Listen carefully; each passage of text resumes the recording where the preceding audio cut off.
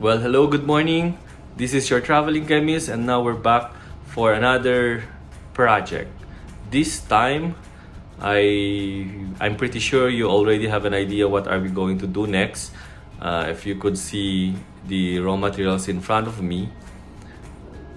So yes, you're right. We're going to make perfume. So the ingredients are all prepared. Naka-prepare na po. And then let's start with ethyl alcohol. So basically, this alcohol is ethyl alcohol, 95% ethyl alcohol. So we must only use at least 95% ethyl alcohol so that we can able to dissolve the fragrance oil properly. And then next, we have the dipropylene glycol, Migosil DPG. Chemical name is written on the label, dipropylene glycol. So dipropylene glycol is a emollient which could also serve as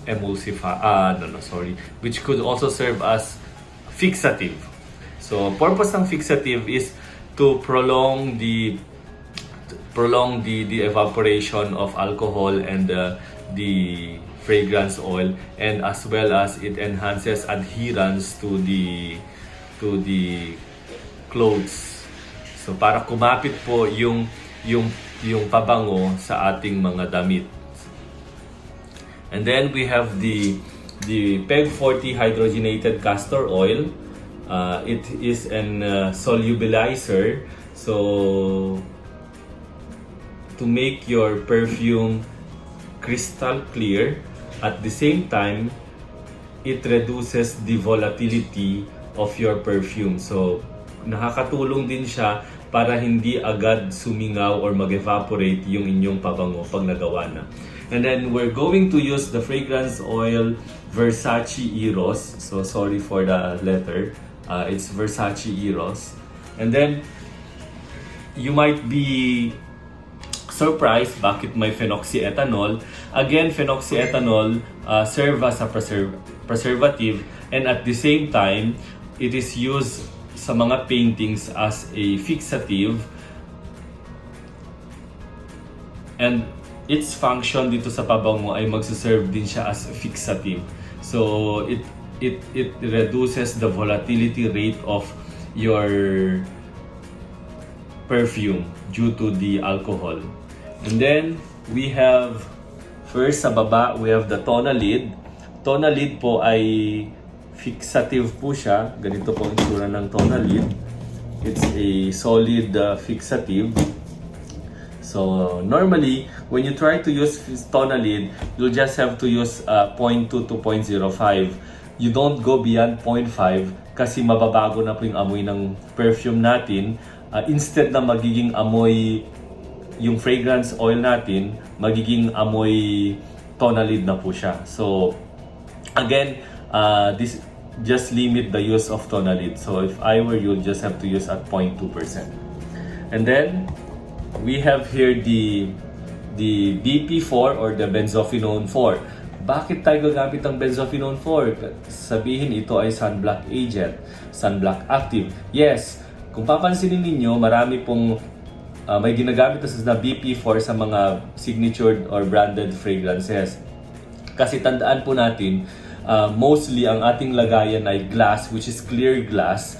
So it is exposed to UV light and sunlight. So what if it's exposed to UV light and sunlight? So basically, nagkakaroon ng reaction. So may mga light sensitive dyan, especially for the fragrance oil. So ngayon, ang mangyayari niyan, kapag light sensitive yan, tendencies, it will make a reaction with your fragrance oil. Tendency, it will degrade your fragrance oil. So instead of the fragrance oil will react to the UV rays or the sun rays, yung BP4, it's a chemical, synthetic chemical sunscreen agent. It will absorb the effect of the UV rays. So in short, hindi masisira yung ating pabango. Okay? And then lastly, we have the purified water na gagamitin natin. So we all have here the ingredients, the glasswares that we're going to use. So again, most of the ingredients, or I think all of the ingredients, are sourced from Sogomi Corp. So you could purchase them. Just click on the link in this YouTube video. So I now have the, we're going now to weigh in the ingredients. So I have here the small weighing scale. This is used to weigh in small quantities, like for the ingredients, small quantity ingredients. Then I have this bigger weighing scale used to weigh the water, the alcohol, and then what we're going to use to mix it is we have here a stick blender. So for small quantities like 1 liter, which we're going to make, we'll just need a small stick blender. And then I could also use this one, overhead mixer, pag tinatamad. Ito na po. Okay, start na po tayo mag-weigh in.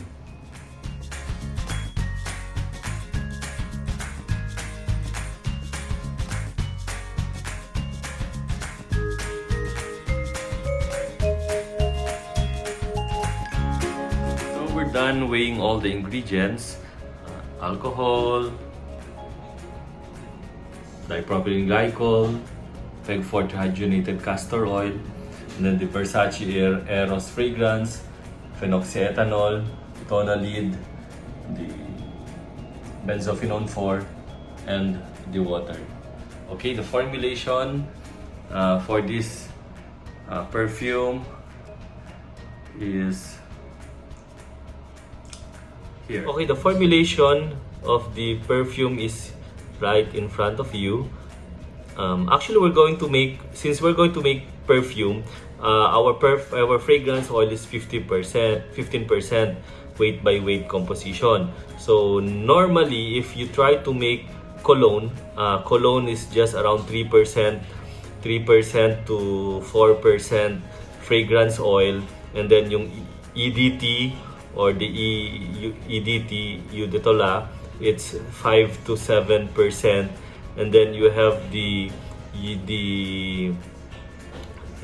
de parfum at around 9% to 11%, and then or 12%, and then you have the perfume from 13% up to 18%, 20%.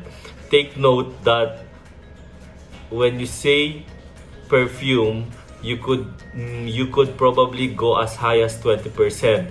If you go more than 20%, masyado na pong mataas ang oil content. The oil content is high, which could prevent you from having a clear perfume. So normally, yung nagsasabi po na oil-based perfume, it's a stupid idea, because if you say oil-based perfume, it is no longer perfume, rather it is massage oil. There's no such thing as oil-based perfume. Rather, you'll just have to say, if it's perfume, the range of fragrance oil is from 12, 13 to as high as 18%. Okay? Malinaw po yun. Nagsasabi na oil-based, hindi po yun ang tamang term. Okay? Now, we are set with our formulation. Let's now proceed to the actual production. Okay, first of the procedure, we have the ethyl alcohol. I'm going to use egg beater. So, the fragrance oil.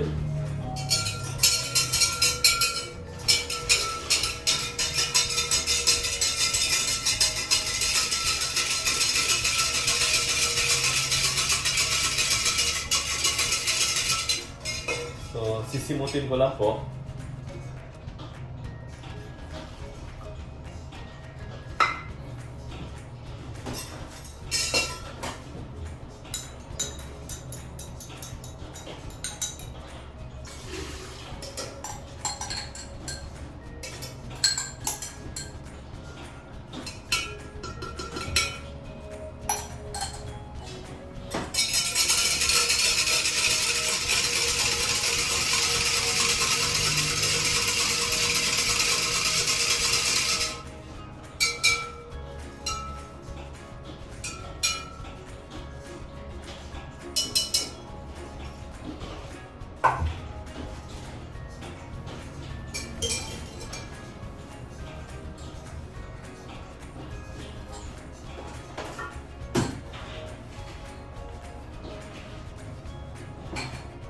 This time gagamit po ako ng stick blender para mas madali kong ma-dissolve yung mga yung powders.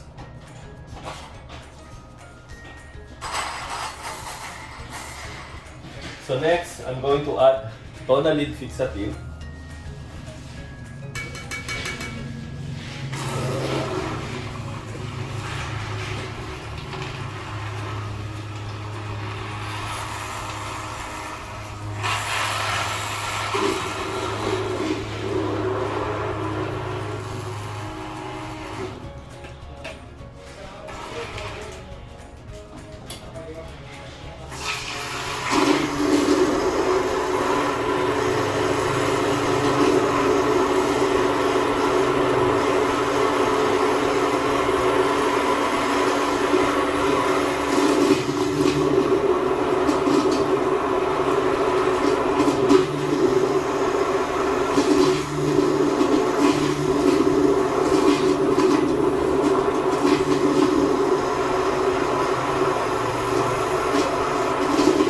Pwede naman yung gawing mano-manong pag-mix using ganito, or pwede naman po kayo gumamit ng PVC pipe na cover lang ninyo.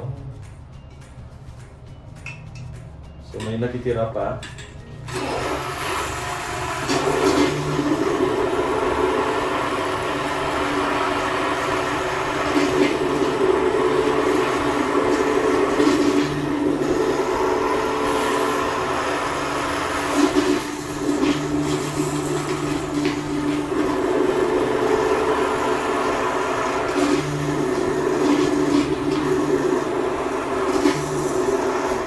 Kung gusto niyo pong bumili ng stick blender, I would suggest na mag-invest kayo sa mataas ang wattage niya.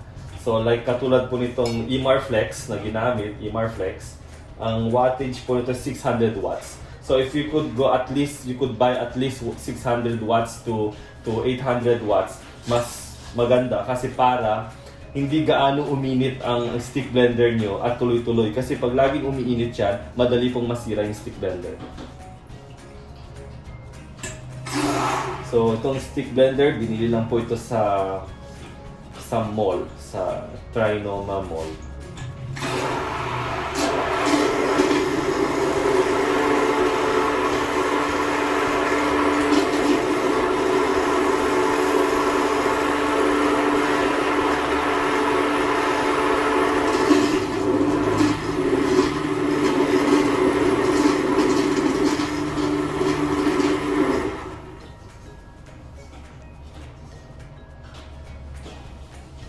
Okay, nalusaw na po lahat. And next, we're going to add the benzophenone 4.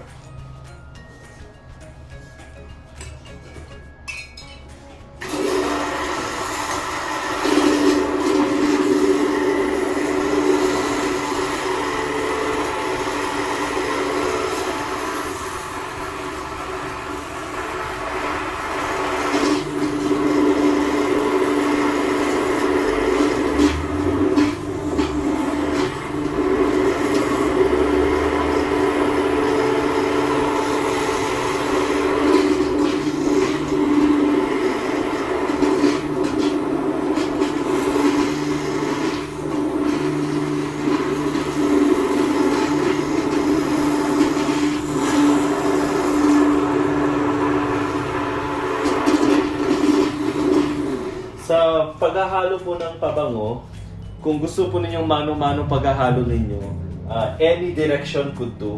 So pwedeng pa ganito po, pwedeng pa ganun. So any direction could do. The more vigorous yung paghahalo ninyo, the mas madali pong malusaw lahat ng ingredients. Yung mga solid ingredients. So lusaw na po siya.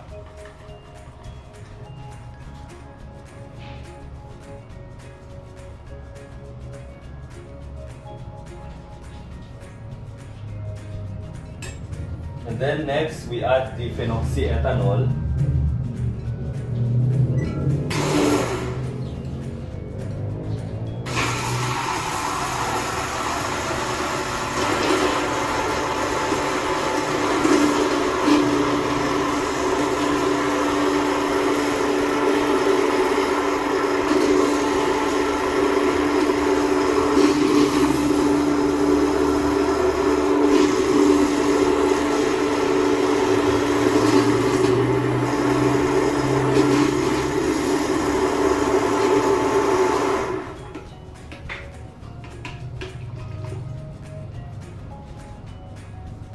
Okay, next we're going to add the dipropylene glycol.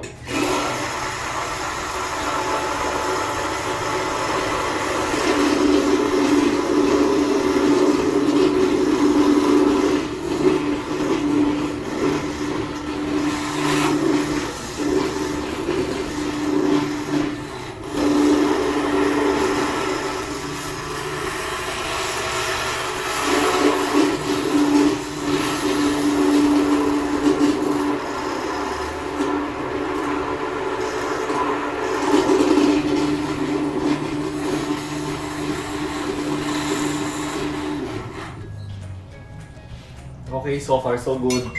Okay ba? Ngayon this time, papakita mo kung paano gamitin ko ito. Itong overhead stirrer.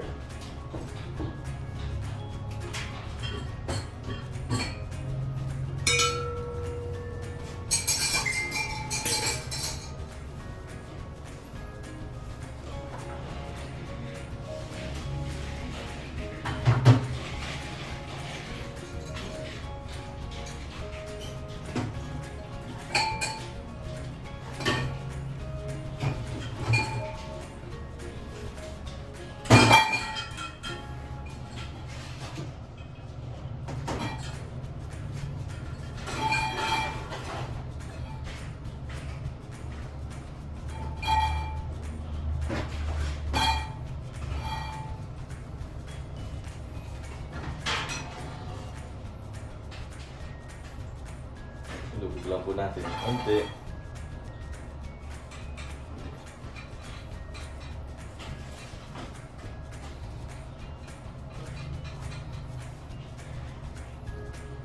Isa-set lang natin kung anong speed. I-zero po natin yung speed niya muna.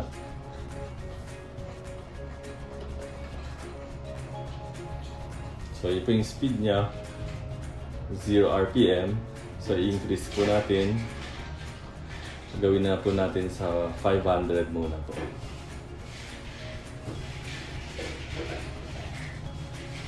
Then, click po natin itong run. Iikot na po siya.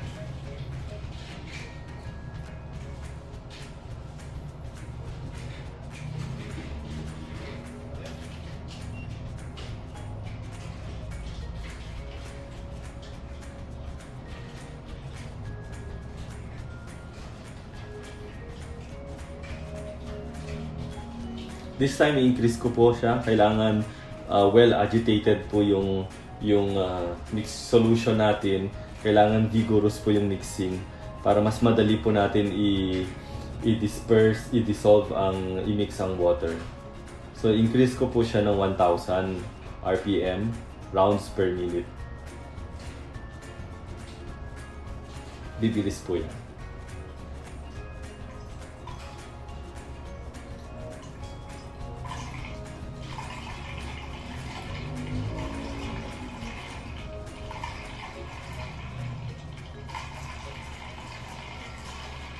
Then next, i-add na po natin yung purified water. So ang pag-add po natin ng purified water would be slowly addition lang po kasi namumuti po dito.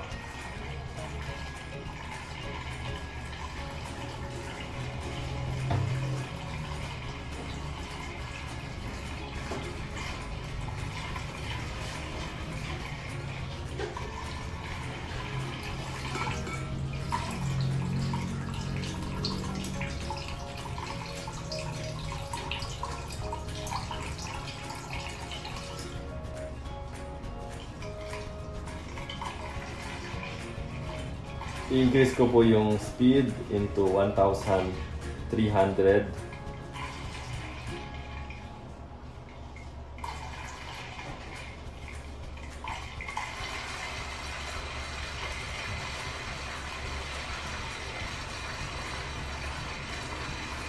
So, i-add ko na yung remaining water. Slowly na pong addition kasi namumuti po siya.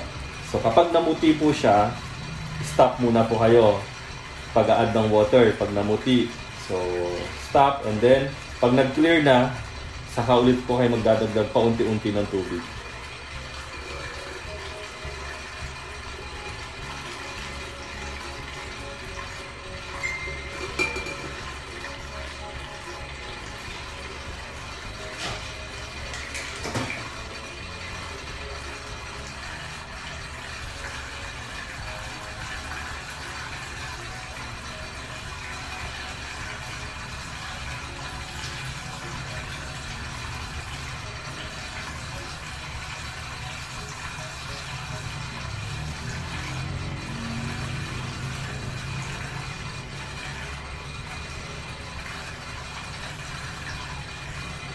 I-check po natin kung clear yung solution ng pabango natin.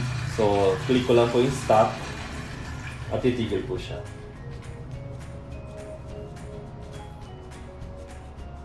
Kung papansin niyo, very clear yung solution natin. So, choice nyo po if you want to add hydrogenated PEG 40 hydrogenated castor oil or leave it or mag-add or leave it as is. Pero based on my experience as a chemist, normally I would still add hydrogenated castor oil. Number one, to enhance the clarity of your solution, and at the same time to reduce the volatility of your perfume. So, bakit nga ba volatile ang perfume? So, volatile ang perfume dahil po sa alcohol. Tandaan po natin na yung alcohol, siya lang po ang pwedeng mag-dissolve sa fragrance oil natin. So, ibig sabihin, tangay-tangay po ni alcohol si fragrance oil. If your perfume has high volatility, mas madali po siyang mag-evaporate yung perfume mo, mag-evaporate yung alcohol mo. So, tangay-tangay yung pabango mo, yung fragrance oil mo, tendency, mag-evaporate din po yung fragrance oil niyo. So, hihina po yung fragrance, yung perfume niyo. So, mahina po yung strength niya, hindi agad kumakapit. So, so ang suggestion would be, as much as kayanin po ng perfume ninyo na clear, at the same time hindi siya malagkit, you could add ingredients na it will reduce the volatility rate of your perfume. Okay? So I'll have to click the run again, and then I will add the PEG 40 hydrogenated castor oil.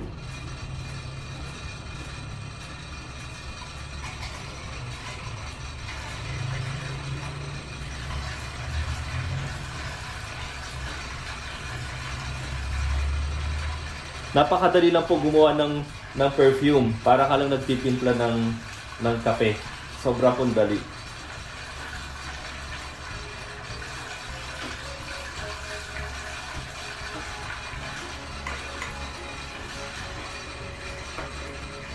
And then let's just leave it like for how many minutes na nagmi-mix, like mga around 3 more minutes.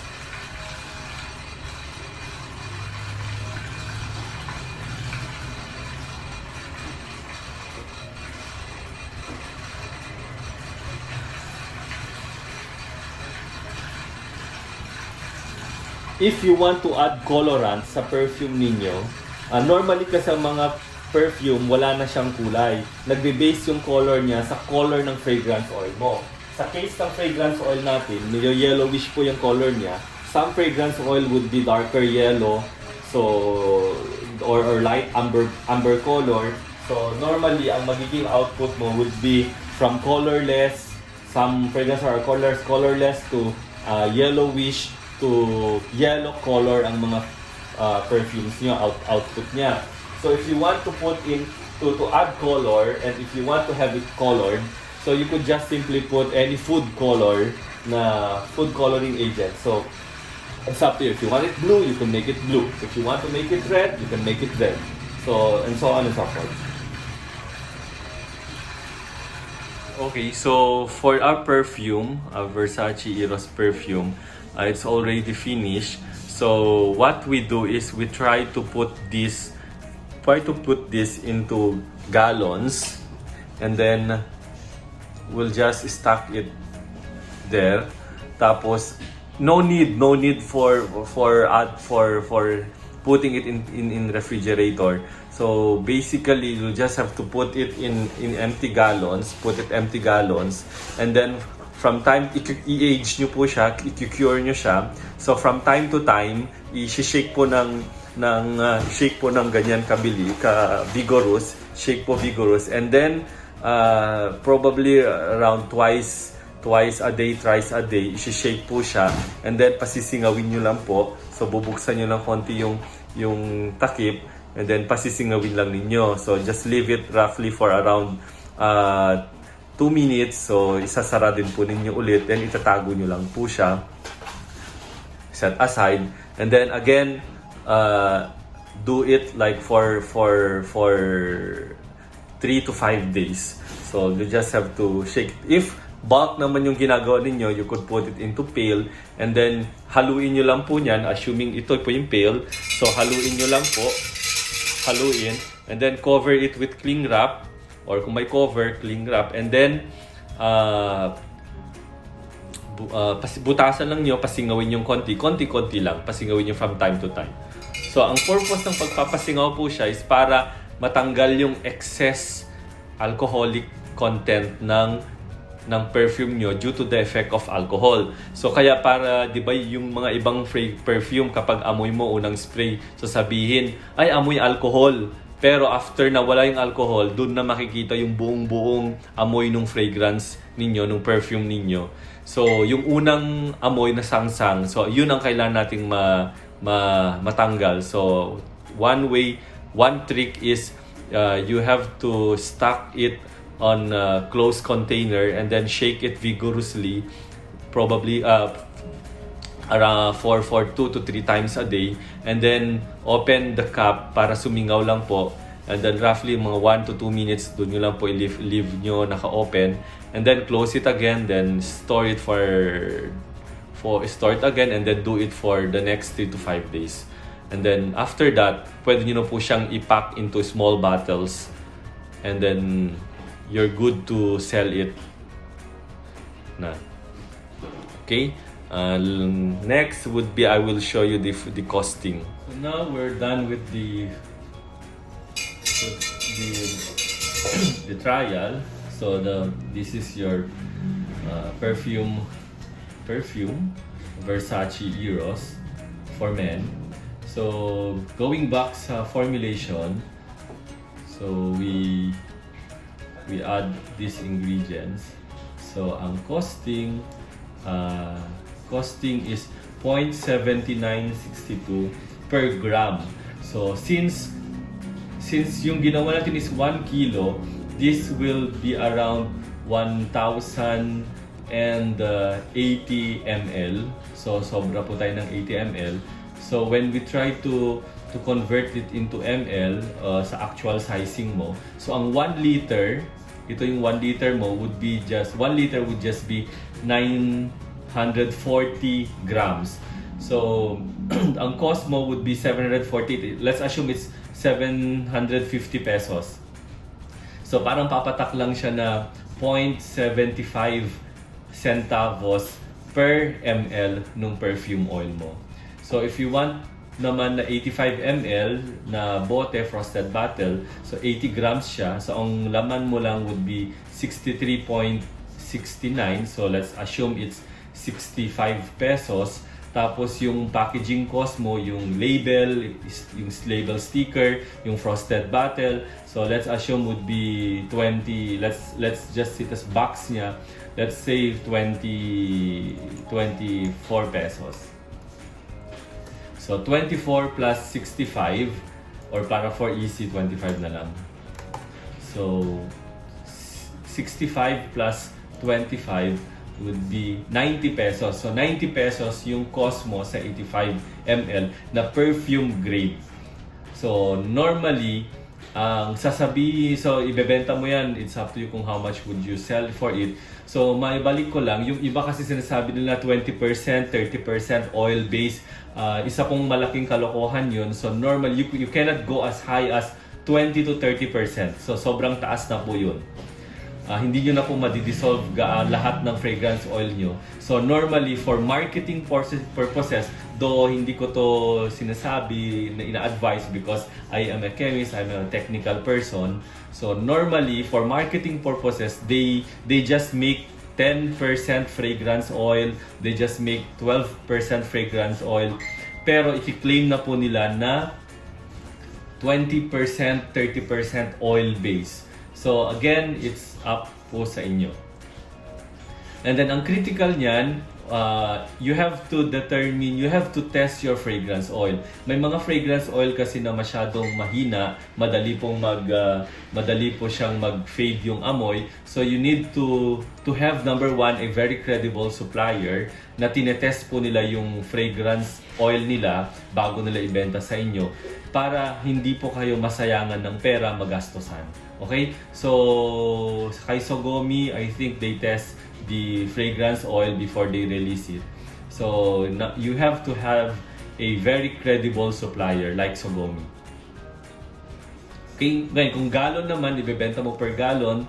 So, normally yung cost mo would be, yung content would be 2,750 plus yung container mo, let's just say 25 pesos. So, 2,775 pesos. And then ito kasi, costing kasi ito for the manufacturer. Kung ikaw po ay manufacturer, ikaw ay toller, you could add in all these tests that or procedure you made in making this perfume oil. Again, so if you have comments, suggestions, feel free to comment on the comment section, and then follow us up or subscribe us and click the notification bell para you are updated with other videos of us, and if we have new videos uploaded, so you will be notified. So thank you again. This is your traveling chemist, and thank you for another fruitful product making. Bye bye.